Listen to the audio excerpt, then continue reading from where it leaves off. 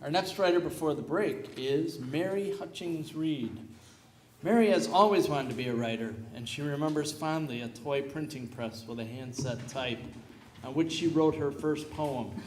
Now a novelist and playwright, Mary retired last February after 39 years of practicing advertising, entertainment, and media law.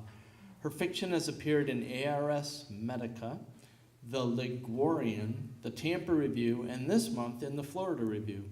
Saluting the Sun is her fifth novel and the third to find its way to print. Her first, Courting Kathleen Hannigan, was published in 2007, and her musical Fairways has been produced 3 times in the Chicago area. Her second novel, Warming Up, was an IndieFab finalist for Book of the Year, runner-up in the Illinois soon-to-be famous author contest, and a top 10 finalist for the Writer's Digest Self-Published Book Award. She donates 10% of the proceeds from the sale of Warming Up to the Night Ministry, which serves Chicago's homeless, and 10% from Saluting the Sun to the Legal Assistance Foundation, which recently named her their champion for justice. Mary, please come out.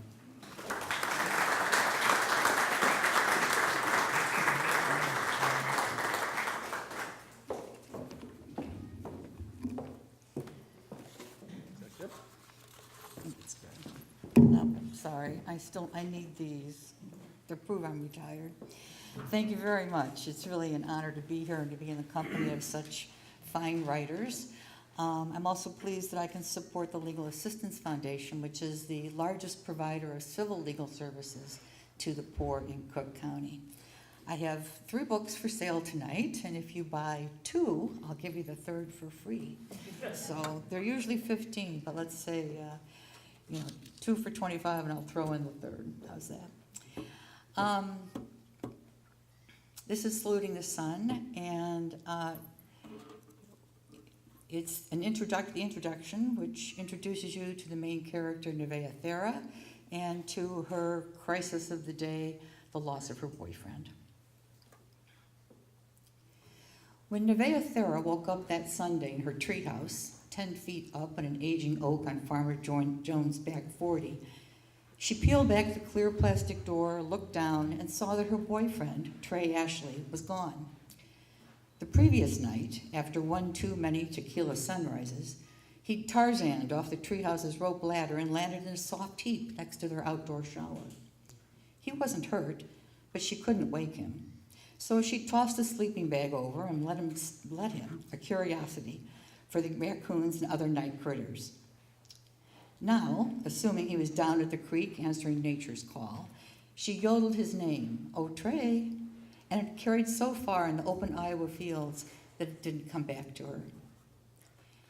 Despite the early hour, she poured herself 2 shots of cheap tequila and downed them in one gulp, angry to be left alone. Then she grabbed the bottle and lifted it directly to her lips. To hell with shots and glasses and false measures.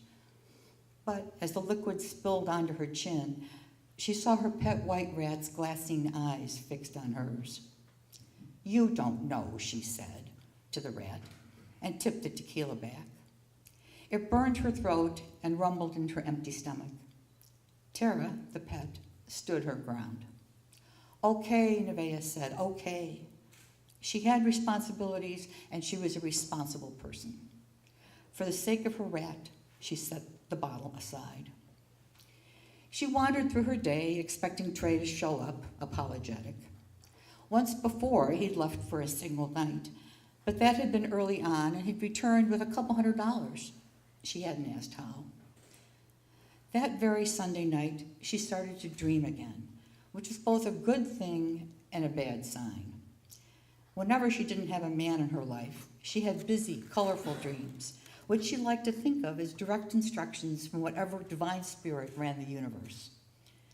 Monday morning, after a fitful and unfamiliar night without Trey, she woke up with a gut feeling that he wasn't coming back, but with an odd word in mind, a word she'd actually seen written in an elaborate script in her dream, and had heard repeated over and over, pulchritude.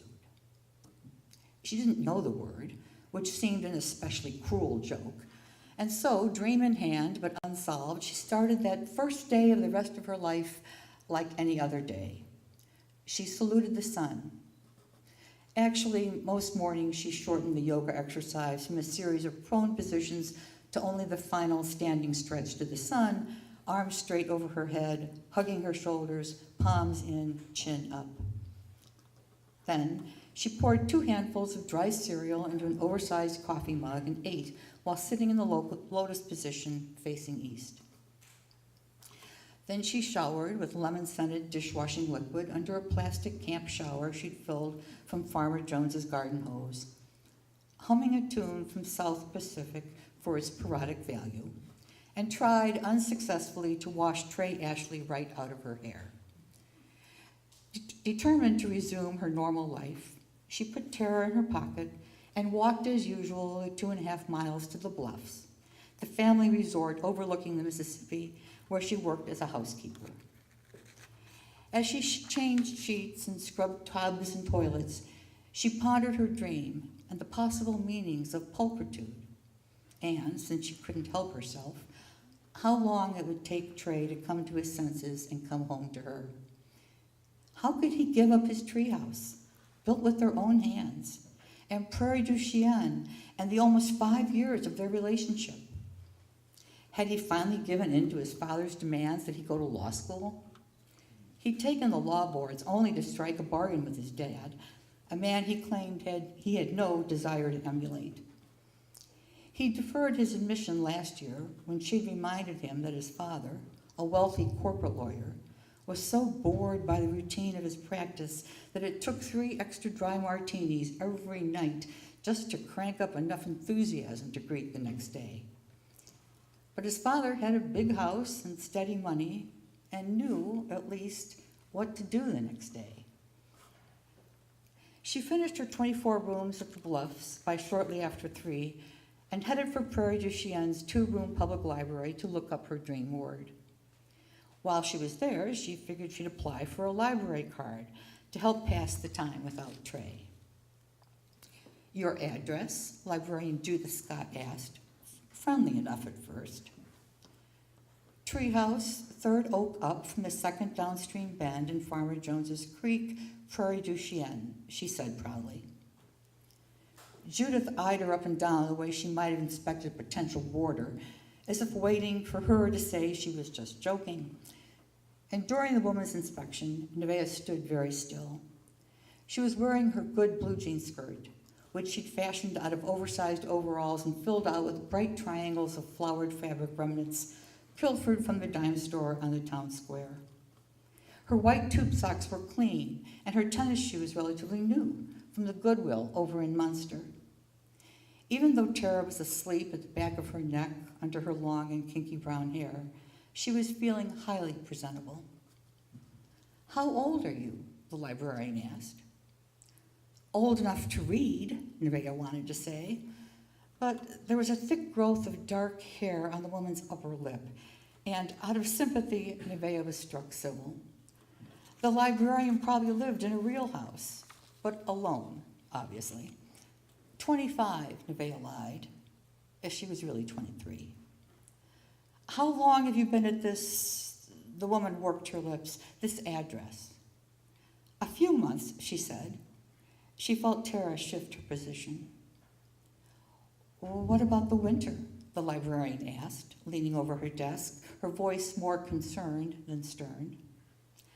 "Last year we went to Mexico." Sort of true. Nevaeh tried to sound casual. She was hoping that she wouldn't have to face the coming cold, that Trey would come back, and together they would figure out what to do. The librarian straightened. "Oh." Nevaeh knew what she was thinking. How could someone who lived in a treehouse afford a Mexican vacation? Though surrounded by thousands of volumes describing the entire world and every sort of experience one could have in it, the woman probably had ventured out of Prairie du Chien only long enough to get her library degree over in Champaign. Most likely, she'd never hitchhiked anywhere, never conned anyone out of bus fare, never begged the church's food pantry, never played blues harp on a corner, or camped on a beach for a week until the policia asked her to move on. It was surprising, really, how wonderful people had been to Nevaeh. It nourished her belief in the goodness of the universe, in heaven here on earth. It was her birthright and her name, heaven spelled backwards.